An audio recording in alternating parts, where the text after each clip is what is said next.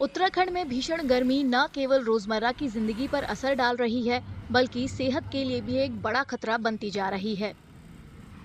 राज्य के कुछ हिस्सों में दिन का अधिकतम तापमान 40 डिग्री सेल्सियस से ऊपर पहुंचने के साथ ही डॉक्टरों ने आगाह किया है कि अगर इतनी तेज गर्मी में लोग ज्यादा बाहर रहती हैं, तो इससे हीट स्ट्रोक सहित गर्मी से जुड़ी गंभीर बीमारियों का खतरा बढ़ सकता है।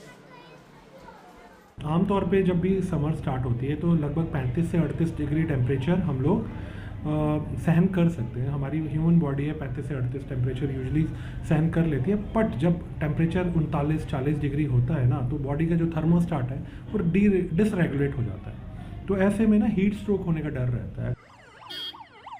तापमान बढ़ने के कारण अस्पतालों में उल्टी, दस्त, जी मिचलाना और डिहाइड्रेशन से पीड़ित मरीजों की संख्या में बढ़ोतरी हो रही है।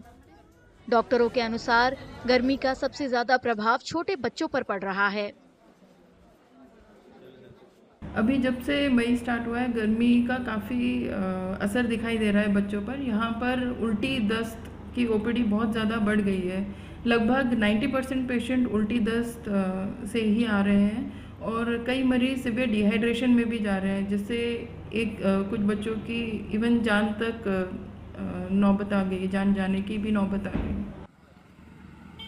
कई लोगों का कहना है कि उन्होंने इतनी तेज गर्मी पहली बार देखी है और दोपहर के समय बाहर निकलना मुश्किल हो गया है। गर्मी ने तो भैया सारे रिकॉर्ड तोड़ रखे हैं। बिल्कुल आप देखेंगे अगल बगल कहीं भी आपको कोई चलता फिरता नहीं दिखेगा दोपहर में। 12 से 4 तक तो लॉकडाउन जैसी स्थिति लग रही है।